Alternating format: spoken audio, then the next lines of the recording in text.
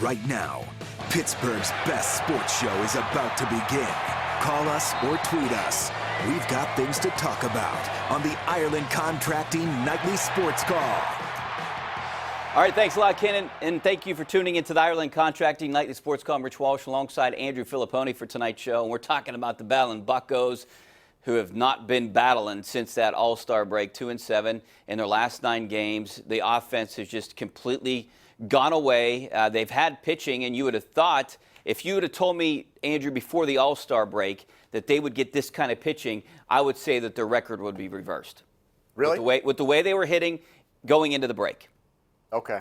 Or close to being reversed. Well, the pitching in the Chicago series Was okay. There's a couple games, terrible. yeah. But lately. Well, yeah, I mean, Agrizal has been just a complete revelation for this team. And what do they have to show for it in the games he pitches?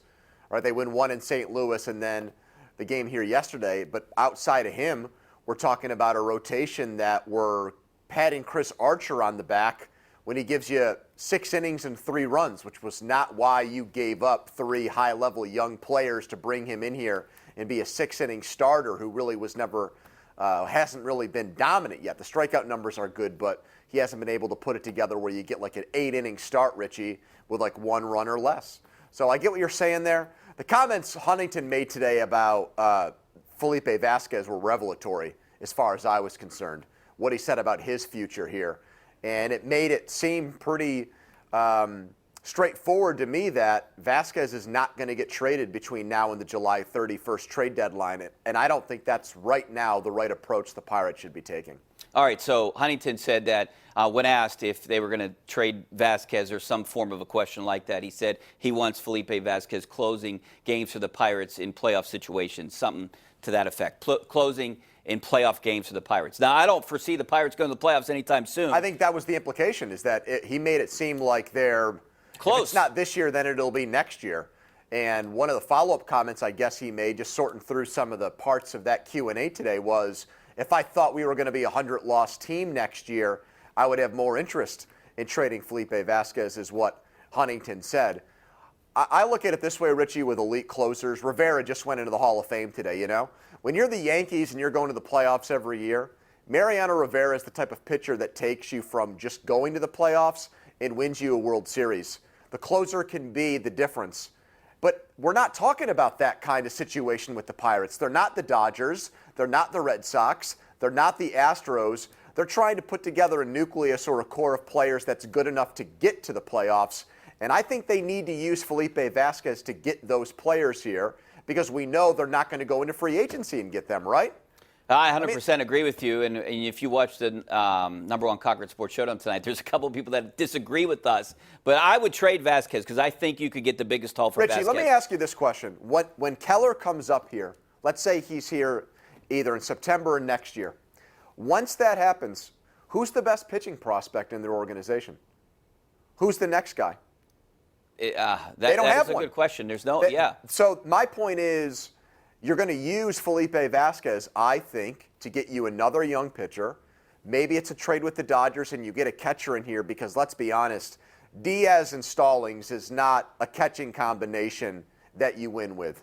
Both of them, I think, are destined or best set as backup players and not true starting catchers. If Diaz was a true starting catcher, why do Musgrove and Archer ask for the other guy? Right? I mean, that's the situation here. It's a fair question. So I think you got to find a young catcher. I think you got to find at least one more young starting pitcher, and maybe that combination helps get you closer to an NL Central title. And since the Dodgers are, they're the favorite to win the National League at least, so they're a team that's a closer away from really solidifying being the favorites in the World Series, I would think. And you would think if you're the Dodgers, you're going to give up whatever it takes to get the guy that's going to win the World Series. Well, wouldn't you when you've lost the World Series 2 years in a row? Yes. I mean, and it's not like the Dodgers have only one elite young player. According to MLB.com, they've got 4 top 100 prospects right now, and 2 of them are catchers. So take your pick. Whatever one of those catchers you like more, force the Dodgers to trade you one of those guys for Vasquez, and then some. Yeah, throw in a starting pitcher, I think, a starting pitcher that might be ready for next year. And you know what? Even Keller coming up here next year, I might like You the don't know way what to Agrizal's expect from pitching him. right now. He might be ahead of Well, Keller that would be for an me. issue. If Agrizal's ahead of Keller, you might as well Well, he's fire ahead him. right now. Well, he is for now. He's a ready-made product, but I don't think Dario Agrizal is going to, turn into Greg Maddux 3 or 4 years from now. I think. But this could might Keller be, turn into Tyler Glass now? That's well, maybe the big and question. guess what? If he does, then not just Ray Searage, but some people really have to answer for that.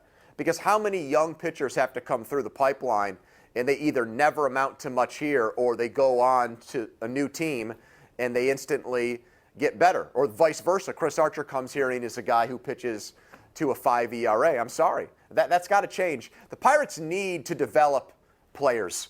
Okay, Yeah. They either got to find diamonds in the rough in trades or they need to develop players, because when they go into free agency, we know what they're going for. The discount rack. Lonnie Chisenhall, who's had a calf injury since March. Since 5 years ago. That's $3 Yeah. million down the toilet that could have been spent on something else. And I mean, I would say that they should have tried to do something with Francisco Cervelli too. That $11 looks million. Yes, and $11 million right there. So, but you're going to have to pay Josh Bell. We can get into all to this coming up next. But I want to ask you guys out there, also ask you, Andrew, coming up. Are they sellers? Are they staying pat? Because I don't think they're buyers. What would you do right now? I know what I would do, and we're going to be talking about that coming up next. Stay right there on the Ireland Contracting Nightly Sports Call. The Ireland Contracting Nightly Sports Call is brought to you by Ireland Contracting, putting new roofs on Pittsburgh homes for over 25 years. Call Ireland Contracting at 1-800-NEW-ROOF.